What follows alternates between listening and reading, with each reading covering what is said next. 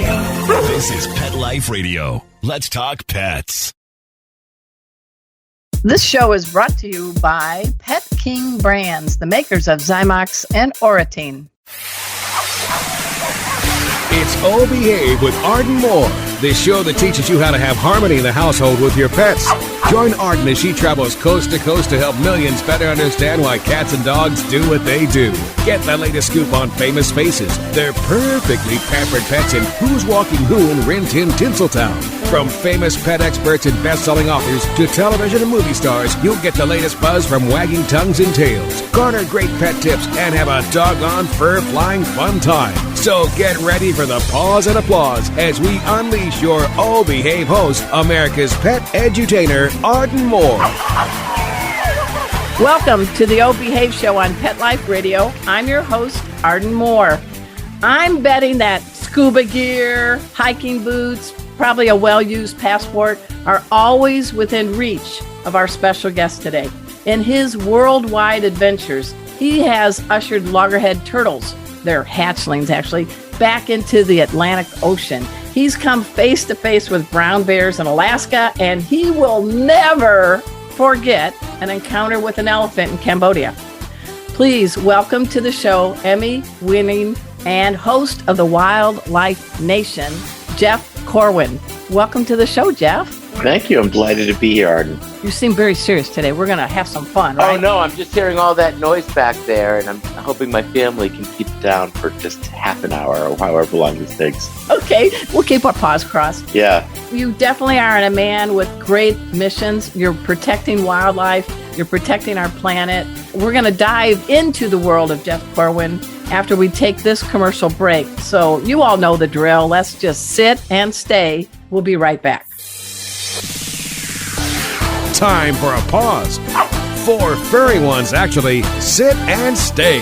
Oh Behave will be right back.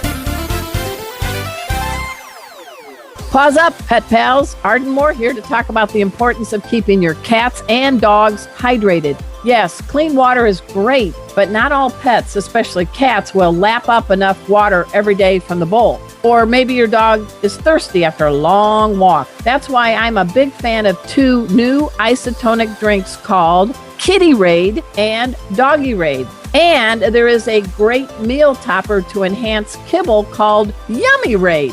They all contain electrolytes and amino acids plus prebiotics. And they're all veterinary approved. Nice, right? Now, my furry Brady Bunch love them. Find out where you can get your paws on these healthy, hydrating drinks and gravy-like meal topper by visiting doggyraid.com. That's DOGGYRADE.com. Drink up, pets. Let's talk pets on PetLifeRadio.com.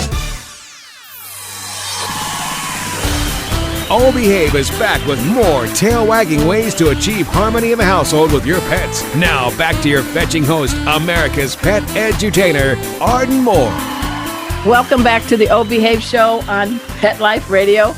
I'm your host, Arden Moore. Now, I have been following our special guest, Jeff Corwin, for many years.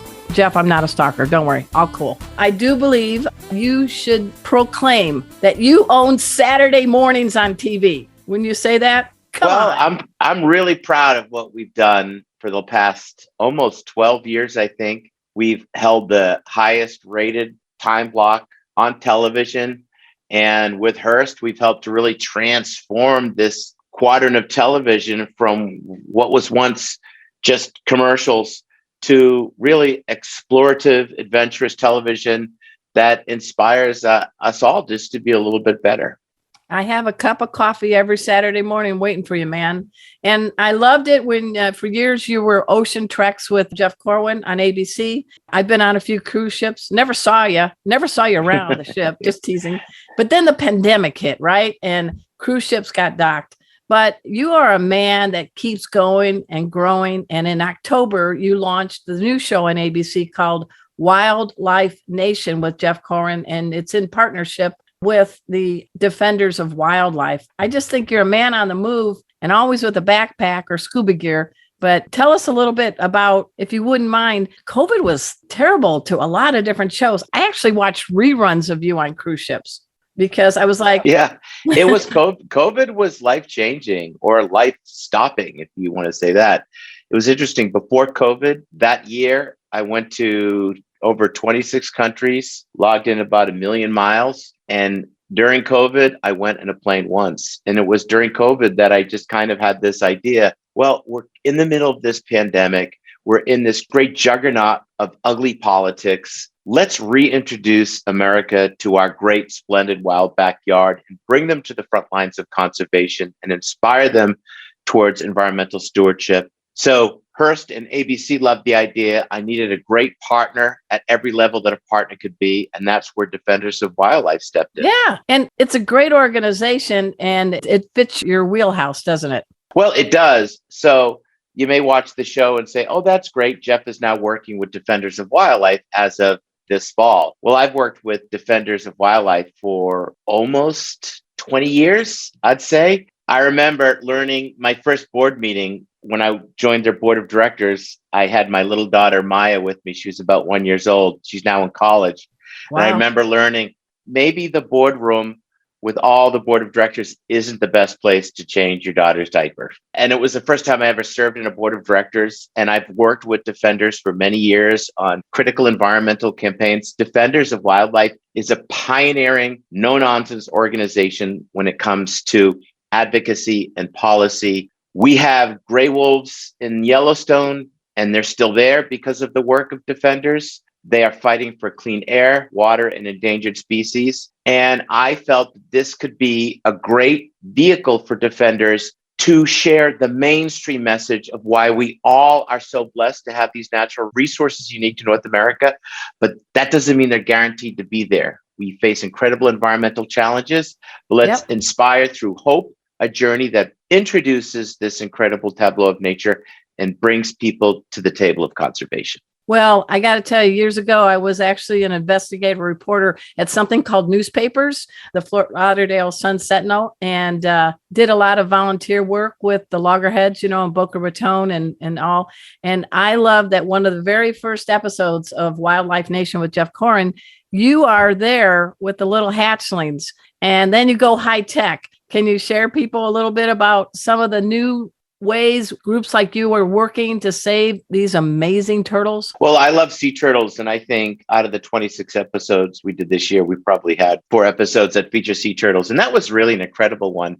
Defenders sent me to work with the Gumbo Limbo Nature Center, and they do this incredible groundbreaking work. First of all, the community of Boca Raton has done some extraordinary things to save sea turtles. You know, when you drive up that canal, it just feels like, oh, here you go. Wealthy Florida on the intercoastal with their big yachts. But when you get to the other side of that, the wonderful surprises, they've protected miles and miles of beach and have made it sea turtle friendly for nesting.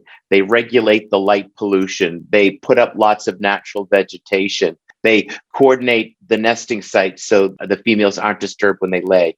So to go there and be a part of that incredible rescue efforts for those turtles that get in trouble, that get poisoned or fishing hooks or get hit by boats, we get to be a part of that story. They're also working with the University of Florida to do incredible conservation work. And it was pretty amazing. And it was just the perfect classic, what I think is kind of the cookie cutter example of what Wildlife Nation is, the stories we can tell. People from the community, ordinary people doing extraordinary things to save our collective natural heritage. So you go from a wetsuit to you're in Alaska and you're helping educate people about, sadly, the melting glaciers, salmon, and the brown bears. That was a recent episode. Again, I'm not stalking you. I actually just watched your show. Okay. Yeah, I kind of consider Alaska my home away from home. I actually had a whole series based there a few years ago called Into Alaska for Travel Channel. I recreate there a lot. I've been there hundreds of times and know it very, very well, especially southeastern Alaska. And it's kind of ironic and terrifying to me that there are glaciers that I've witnessed in my adulthood that have been changed so dramatically you couldn't recognize them now. And we want everybody to know you're not a 90-year-old man either. So this is pretty amazing that you've seen the change. I'm only 24 years old and I've Good seen answer. these dramatic, yes, I'm 24 and holding. Yeah. But I've seen these dramatic changes. Never mind if you were to compare a historic celebrated Ansel Adams photograph of a glacier 100 years ago, you would not even find that glacier today. So Mendenhall is part of this great ice field in Alaska that holds most of Alaska's fresh water. And it is melting away before our eyes. Within my children's lifetimes, 70 to 80% of it will be gone. So why should you care? So we connect the dots from the glacier to the streams, to the salmon, which is important culturally, to the Alaska Native community, recreationally, commercially. Alaska would not be Alaska without salmon. And then to the wildlife, like the bears, the bald eagles, the blueberry, and the salmon berries. This whole ecosystem is stitched together by salmon. And the liquid carpet by which they walk their way into this world or swim the way up are the rivers that are created by these glaciers. You had me at liquid carpet. Yeah. Everybody That's four tuning in. espressos talking. There you go, 4 espressos. Yeah. But you know what? Your passion, that's one thing I really have admired. I have a little bit of energy too, and I've only had 1 cup of coffee. But my thoughts are, this is a hard thing to choreograph and capture, inspire, and you are never like that 8th grade science teacher where everybody's snoring. So there's an art to entertain, but to educate, right? Well, for myself, I need to have that general sense of enthusiasm and passion for the story. For me, it's about, I consider myself humbly privileged and honored to be able to work with these scientists. They let me in their world because they know I'm going to tell the story in the right way that it needs to be told. And I get to exercise my wildlife biologist muscles. So I love these stories. And my challenge is to kind of interpret them and encapsulate these stories so the audience is learning while at the same time having a great time discovering and being on an adventure. I imagine us as explorers when we're doing this. Well, I think that's a good mindset to keep. Hey, everybody, we're speaking with, he is on the new show. It's called Wildlife Nation with Jeff Corwin. He's a biologist, a wildlife conservationist. He is a host, an executive producer. He's got a lot of things behind him. Got some Emmys too. What we're going to take this quick commercial break. And when we come back, we're going to have a little fun with some unusual things people may not realize about Jeff Corwin. Don't worry, nothing's bad. You can breathe, inhale, exhale, Jeff, all good. All right, we'll be right back. Time for a walk on the red carpet, of course. All Behave will be back in a flash right after these messages. Hey, pet pals, Arden Moore here. Itch, scratch, rub, chew, repeat. Does that sound like what's happening to your pet? Help is here. Zymox skin and ear care products can help calm and soothe your pet's angry skin or red infected ears. For over 20 years, Zymox products have been helping pets find relief for these conditions. For that itchy pet, Zymox shampoo and leave-on conditioner combines a special blend of ingredients that moisturize, hydrate, and provide soothing relief. For those hard-to-treat areas like body folds or the paws, easy-to-use Zymox topical cream and spray are great options. And for those nasty ears, Zymox Ear Solution is amazing, and you don't even have to pre-clean the painful ear. No pre-cleaning? Hooray! All Zymox skin and ear products get their effectiveness from enzymes. Zymox contains no antibiotics and no petroleum byproducts, just the soothing power of enzymes. Zymox can be found at your veterinary clinic, most specialty stores for pets, and online. And you can save 20% off any Zymox or Oratine products on Zymox.com. Just enter the code ARDEN20 at checkout. That's ARDEN20. Visit Zymox.com. That's ZYMOX.com. Pause up. Let's talk pets. Let's talk pets On Pet Life Radio. Pet Life Radio. PetLifeRadio.com. Hey, this is Allie Sweeney from Pigs for Alive and The Biggest Loser, and you're listening to Arden Moore on the Obie Hayes Show on Pet Life Radio. We're back from the lot. Just checked the paper and we had a record showing at the box. The letterbox, that is. Now back to Oh Behave. Here's Arden. Welcome back to the Oh Behave Show on Pet Life Radio. I'm your host, Arden Moore. I'm having a great time speaking with the Jeff Corwin. Yep, he's the guy that hosts Wildlife Nation. You saw him on Ocean Treks, both shows. The first one was on ABC, and now this one is on ABC. But I was doing a little noodling, checking into your background, Jeff, and a few things. I loved when you were on the cruise ship and you got to have your family. And your daughters were on the ship too. And I think I'm not sure if it was Maya or which one that got to do a kind of a day cruise with you, or a Marina.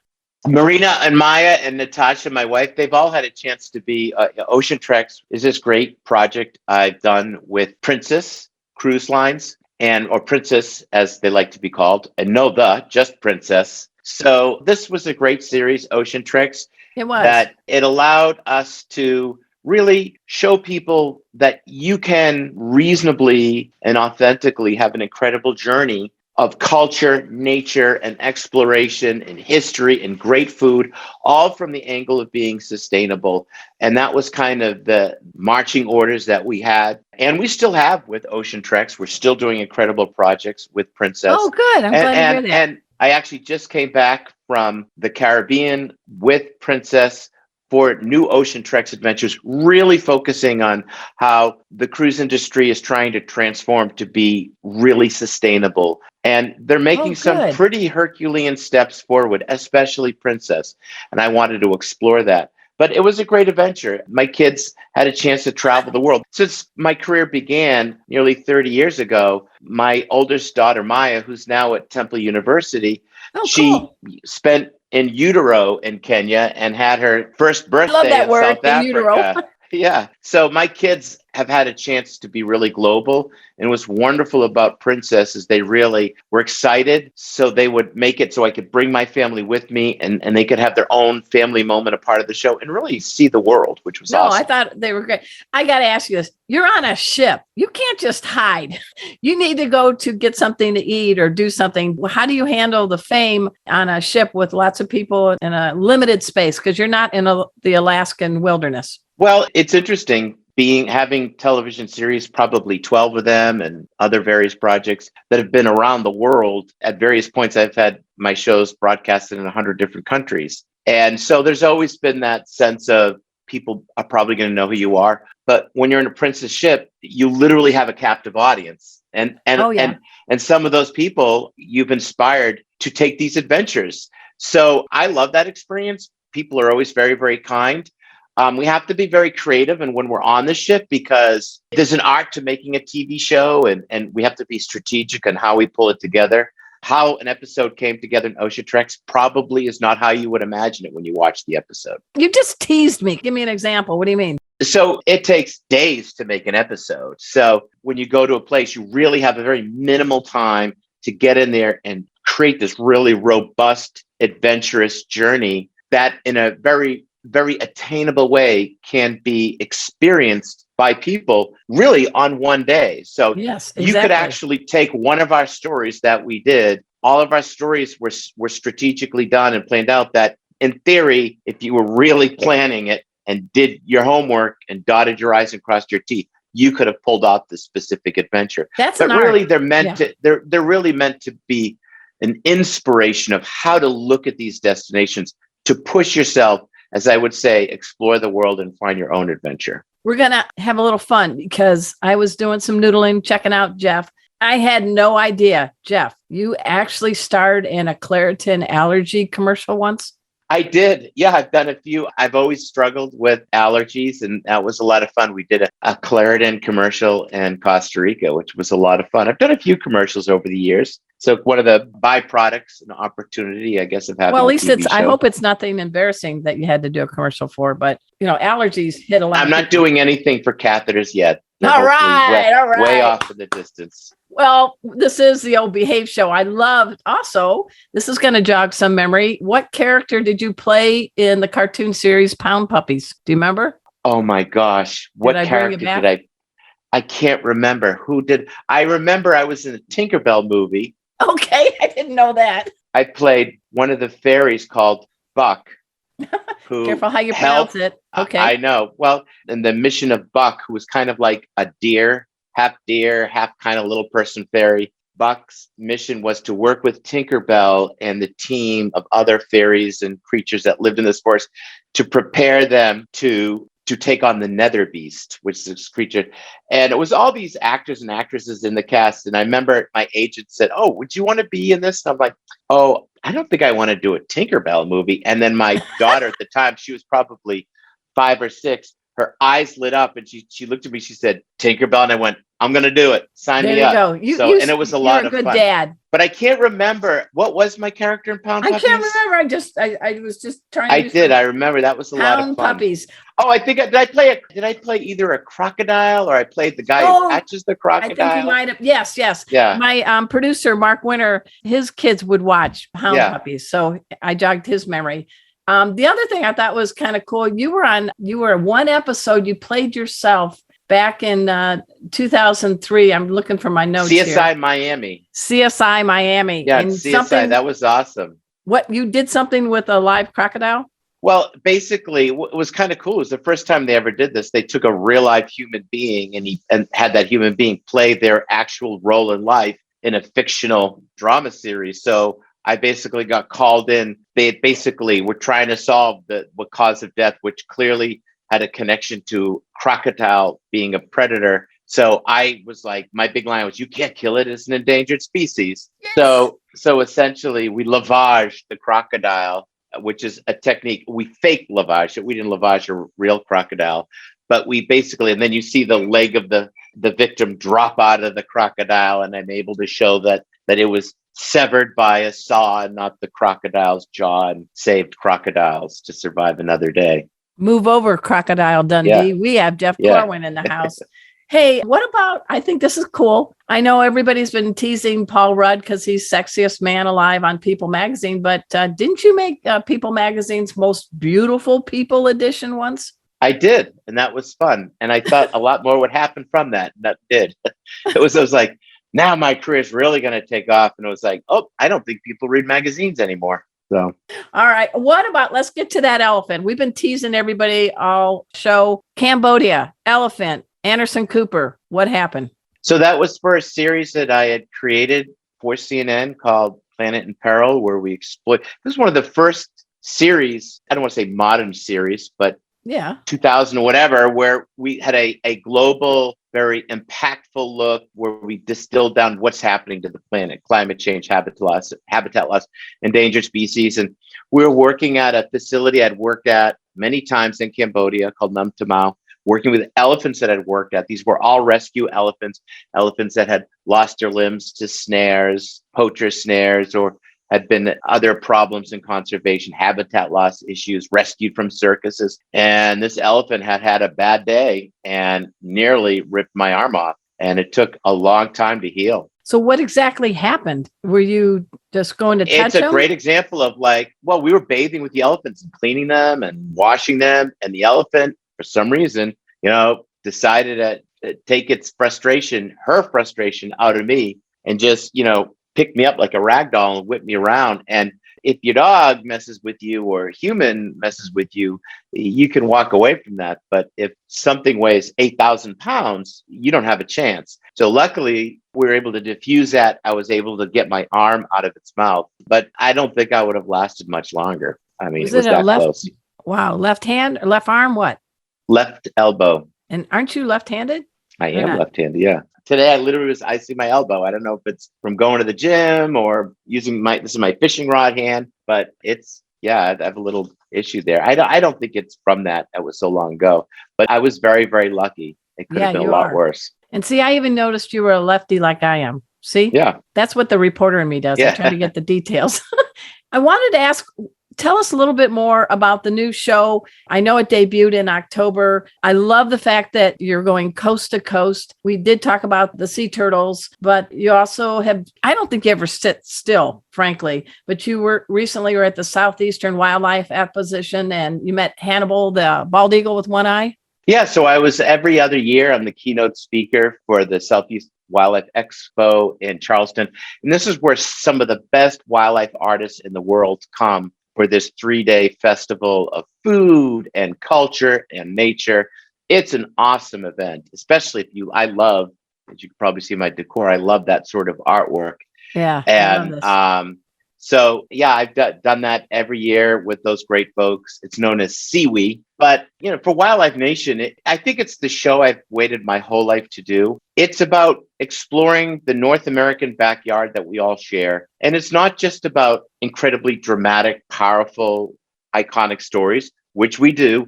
Just a couple of weeks ago, we were on Año Nuevo's Beach State Park in California with my great friend, Dr. Dan Costa with the University of California, Santa Cruz, and their incredible research project that focuses on elephant seals. So we have so many challenges in conservation, as with the bald eagle now, which is thriving in the lower 48, once pushed to the brink. We were reduced to only 24 elephant seals 100 years ago. Yeah, you said, now how many are there? I want to say almost 250,000. Wow. And we had to borrow them from Mexico. Thank God we didn't have a water wall, or we never would have got them, right? And it's just one of the most powerful stories of restoration and determination. Well, one thing you said about the sea otters kind of reminded me, they were as hairy. And you said that their hair, because they don't have blubber. Do you remember the statistic of the hair follicles? So you can have, in 1 square inch of sea otter hair, you can have upwards to 1 million individual strands of hair. Wow. And the irony, as with the beaver, so went the sea otter, that tool for survival in frigid, unforgiving waters became their demise because we killed them for that fur, for the pelt trade.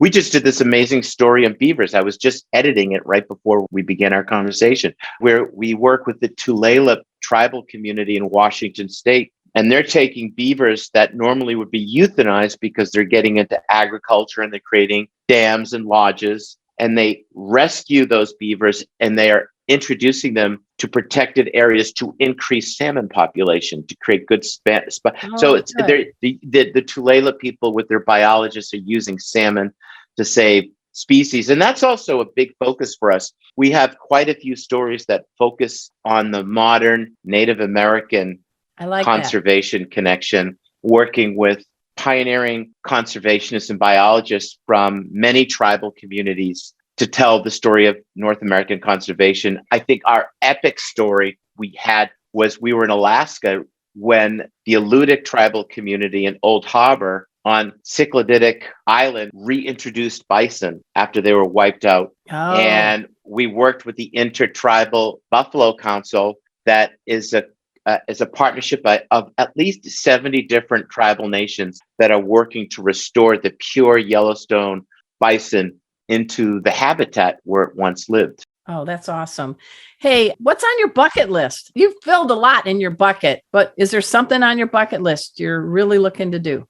There's not too much. In all honesty, a lot of the stories today are revisiting stories to see where things are at. So it's a way. Okay. So for example, I've done the elephant seal story a number of times over the years, but now there's this really wonderful transformation in the natural sciences, in conservation, in frontlines, wildlife management and stewardship. And that is, so when I first started out, it was usually a middle-aged white guy taking this younger white guy into the forest to do some conservation. Now, in a typical episode, you're probably going to see one moderately good-looking middle-aged white guy, and that'll be me. I wonder who that is. Yeah. Yeah. So, for example, our story we did with the elephant seal folks in California, they're all women scientists of every generation. So they were students of Dan Costa that are now the principal investigators taking this project into the 21st century using new technologies. 80% of the scientists we feature and experts and leaders in conservation are women.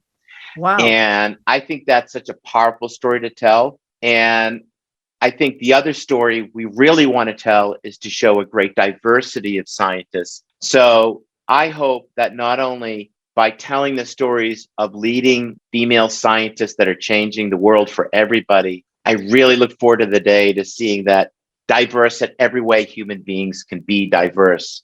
and really celebrating that. And that's the story I want to tell. That. So when I grew up in the inner city. My dad was a Boston cop. I grew up in a 3-family apartment building, and nature for me was my salvation and refuge. And every time some kid who grew up in the inner city, especially if it's a kid of diversity, and they say, I'm a biologist because of what you do or what you have done, that warms my heart. But now there's great opportunity for people. We, along with defenders, and that's a big priority for defenders, to really ensure that the front lines of conservation leaders represents the incredible, valuable diversity that is unique to our nation. And I think also you're a pretty terrific girl daddy. I mean, you've got your 2 daughters, you and Natasha, have inspired to raise them right. They're in school. Do either one of them want to follow in your footsteps? So it's interesting. So I think my youngest daughter, Marina, has a little bit of a penchant for nature and wildlife. I think all kids do, but she seems to have it more. She certainly has a tremendous sense of advocacy for when it comes to issues like social justice and human rights. We had to wait about 3 days to really break it to her. It's kind of softly introduce her that RBG had died. We had to literally brace her down for that moment. My daughter, Maya, who's an incredible student and amazing. Both of them are, unlike their dad, are incredible academics and scholars. But Maya, she's studying television production. She's studying media. She wants to become a director, and which totally surprised me. So she may direct you in another show. You never know. She may. Yeah, she may. Yep. Hey, everyone. We have been speaking with Jeff Corwin. You got to check it out. Saturday mornings, ABC. It is called Wildlife Nation with Jeff Corwin. He has done so much good to the planet, to the wildlife. And I just want to ask you, are you having a good time? Do you have a good time on the show? I have a great time on the show. I'm very lucky. I work with a team of folks. Some of them I've worked with for over 20 years. Wow. And we're all very good friends.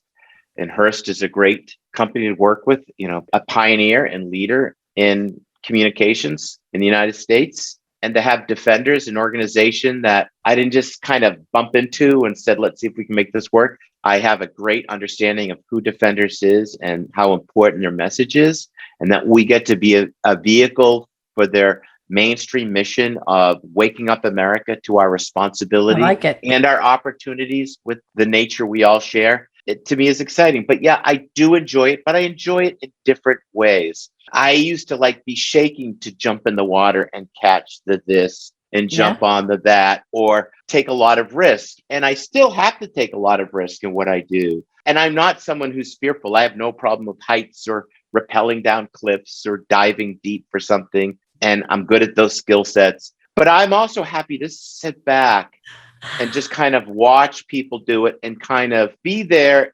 experientially, but I don't have to manhandle the story. I can just kind of let the people I'm working with tell the story. And I think that's how storytellers evolve. And for me, the joys I love, it's not about, oh my gosh, I'm going to be able to work with bald eagles for the first time. Well, I've worked with bald eagles many, many, many times in many different areas of North America.